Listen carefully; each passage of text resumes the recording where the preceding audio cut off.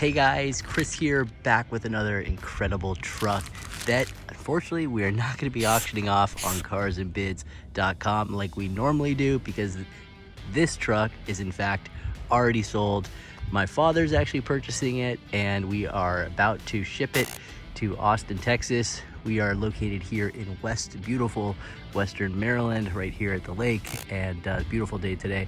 And I wanted to make a video just going over all the great features on these 4th gen 4Runners, why they're such good trucks, but also what to look out for when you're buying them and what problems they do have and what you should look for when you're making a purchase on a 4th gen 4Runner. All right, let's jump right in. So this is a 2006 Toyota 4Runner. This is the SR5.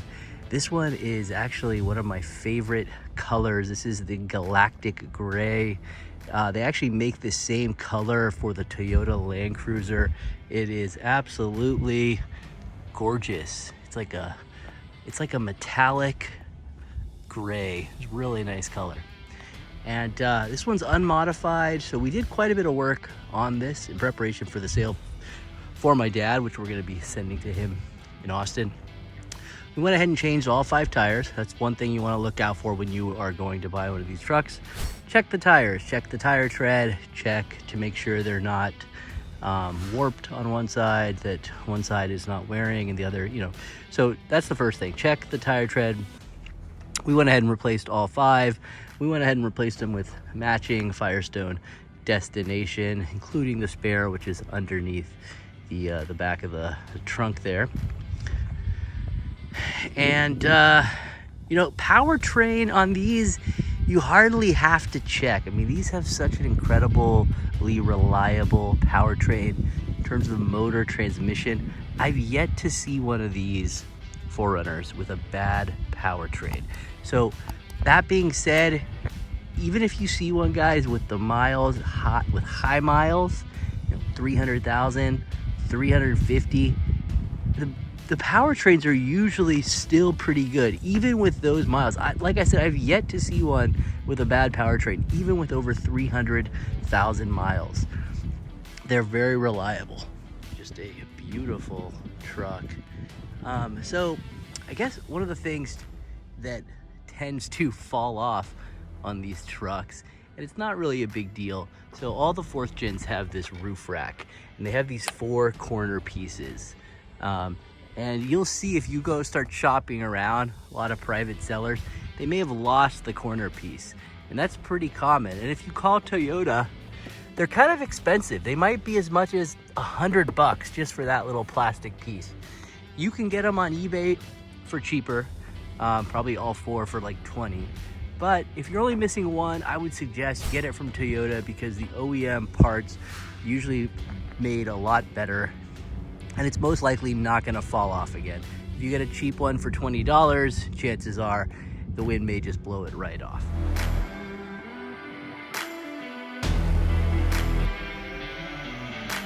All right, let's take a look inside. So, I guess one of the things to look at when you're purchasing one of these is the radio. So the radio on these trucks, so this one actually is aftermarket, and we probably replaced it for that very reason. A lot of times the radios, once you get over, this one has 200,000 miles. Once you get over 200,000 miles, these 4th gen radios, seems like a lot of the Toyota radios, they kind of start to malfunction a little bit with the volume control. So it'll turn on, you can change channels, but then if you want to turn the volume up, you turn it, and the volume won't go up, and it won't go down, and you have to fiddle with it, and eventually it may work, but that just tends to be a problem. So check that. When you're test driving the car, check the radio, check the volume control, because there's a good chance it's not working, and maybe the seller won't tell you about it. So in this case, we actually, I can't remember if it was working or not, but we actually changed it with a Sony touchscreen, and I'll go ahead and start it up. My father actually wanted that. He wanted the Apple CarPlay, and he wanted a backup camera. So we went ahead and installed that for him at our shop. We also added a USB port, so you can plug in your phone But so now if you put it into reverse, you have a backup camera. And that's a nice feature. I mean, they don't come with that from the factory.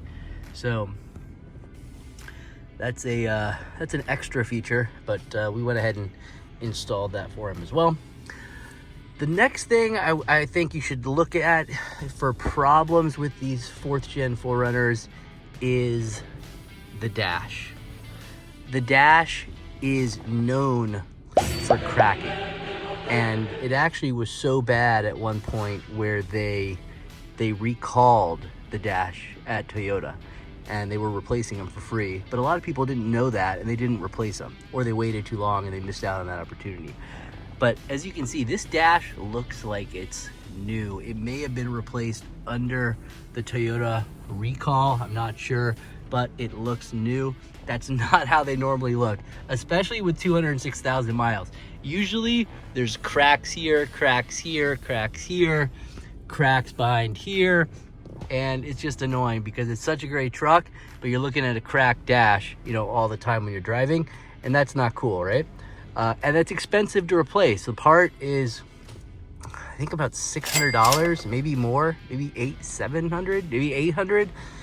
And then plus the labor, it's a big job taking all that dash off and putting a new one. You're looking at close to $1,000 or more, $1,200 to get a new dash from Toyota. So just look at that, keep that in mind when you're buying a 4th gen 4Runner. All right, on next is the ashtray. It's not a very, big deal, but this little door right here tends to break. Okay, so if you're shopping for one of these, you're on Facebook Marketplace, or you're going to a dealership, check this. Because a lot of times they'll close it, and you think it's working, but then when you press it, it won't open, or because the little clip breaks. This one works. And then once you open up here, check the lid for the cigarette lighter, because these lids also break. It's very common. So this one's actually working. So that's another thing you want to check. Next thing you want to check, the DAC button, downhill assist control. Also, these tend to pop off. I've seen it so many times. You just want to press the button and make sure that it goes in and goes out, and that it's working and not out of place. Another thing to look out for is this little item right here. Also tends to break. You want to make sure that you can push it in, it stays in place, that it opens up, because they're just kind of delicate little doors and they break. Next item you want to check is the glove box. It's like all these things are kind of silly, but all these little things can tend to kind of break. The engine, not so much. The engine, the transmission, they work forever almost. But these little things, check the glove box. Just open it and close it. Make sure that it opens and closes fine, that it's not, sometimes those little hinges right there will break. You'll open it, it'll fall to the ground. So that's kind of stuff you just want to check.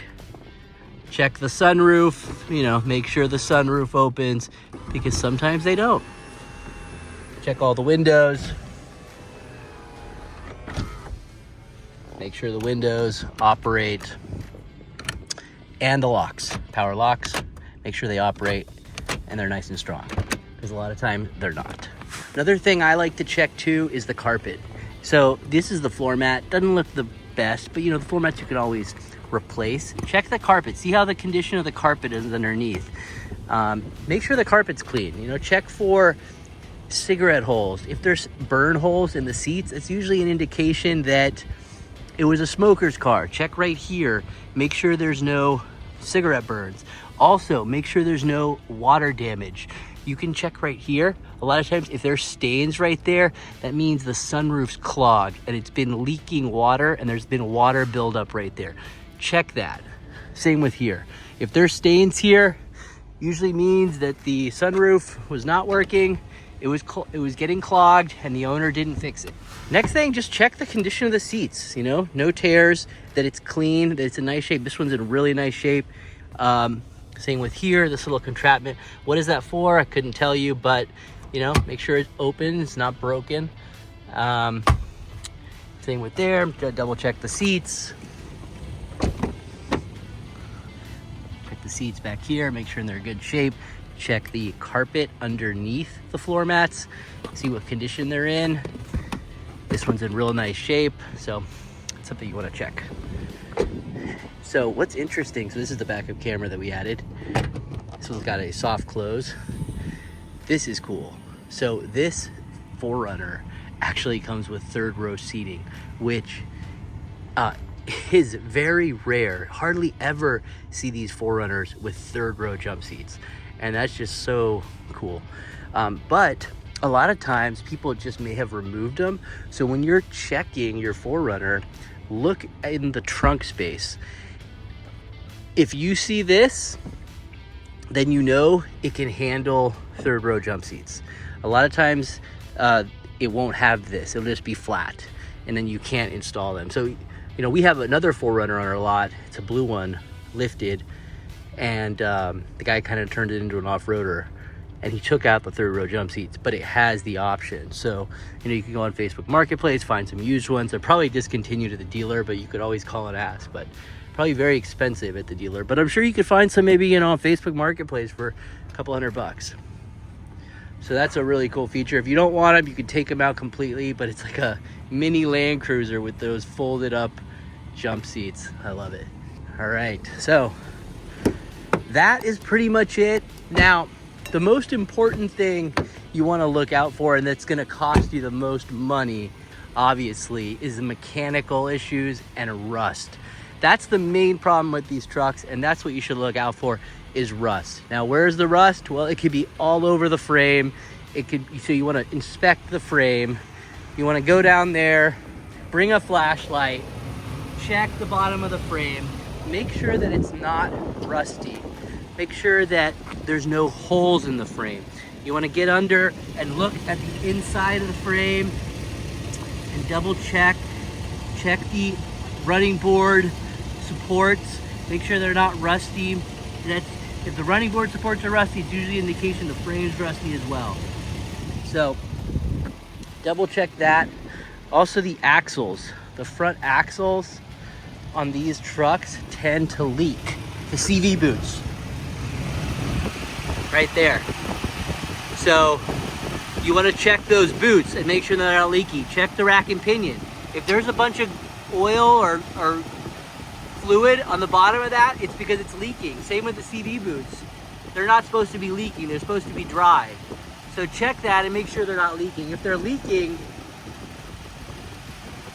it's another thing you're gonna have to fix. Also this area right here, there's a little bit of rust right there.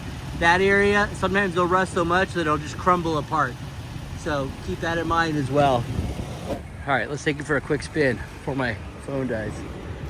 Oh, and yeah, check the 4-wheel drive system. Obviously, you're buying a 4runner because it has one of the best 4-wheel drive systems. Double check it, make sure it works. This one you can actually drive in 2-wheel drive, 4-wheel drive. If I can zoom in. So if I want to get it out of 2-wheel drive, just flip the switch. All right, now the green 4-wheel drive light is locked and it's in place. If it's flashing, then that means that it hasn't engaged and there's something wrong. So make sure it engages and it locks. So now you've confirmed that the 4-wheel high is working. Next thing you want to do, confirm that the center locking differential is working. So while you're in 4 high, press the center diff lock. Yeah, I heard something, boom. So now we have 4-wheel drive high with the center diff lock, the VCS, the VSC off light turns on, that's normal. So now we've got 50-50 power distribution on the 4x4 and we know it's working properly. So let me go ahead and turn it off. All right, perfect, turned off right away. And last, we're gonna go ahead and test the 4 low. So I'm gonna put it in neutral, I'm gonna shift it into 4 low. Boom, engaged, perfect. Put it into drive, so now I'm in 4 low. Now, if that 4 low light is flashing and beeping, it hasn't engaged. There's a problem. Either your actuator is not working, something's going on, and it's usually pretty expensive. So double check that.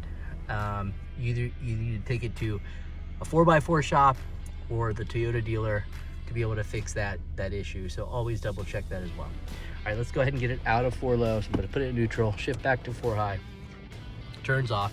I'm gonna get it out of 4 high, put it back into 2-wheel drive. Perfect. And then, you know, just check the dash. Make sure there's no warning lights. Start the car up. I have one warning light, which is the tire pressure light. It's flashing. These tires have sensors in the tires, tire pressure monitoring. So one of the sensors probably needs to be replaced. Is that a big deal? No, but you know, it's just one more thing you're gonna have to fix when you get it, if you want it to go away. Either change the sensor, or it could, if the light is solid, it's usually an indication that one of the tires is low on air. A lot of times it's actually your spare tire, because the spare tire has a sensor as well. If it's low on air, that tire light will turn on. But that's it. No other lights on the dash, no check engine lights, no airbag lights, no VSC lights, and that's, you know, make sure there's no other lights, because otherwise you're gonna have more service items that you're gonna need to fix. All right, guys, well, thanks for watching. Let me know what questions you have. Maybe there's something I missed that you see when you go and buy a 4th gen 4Runner. I guess you can always check for oil leaks, check the valve cover gasket, just check the top of the engine, make sure there's not oil everywhere, oil dripping on the floor. But like I said, in terms of the motor and the transmission, these motors and transmissions are like bulletproof, seriously. So it's not really something you have to worry about too much. But it's all these kind of little things that we talked about, and the 4-wheel drive system that can be complicated if it's not working. So hope that helped. Make sure to click like and subscribe for more cool 4x4 videos. Thanks for watching.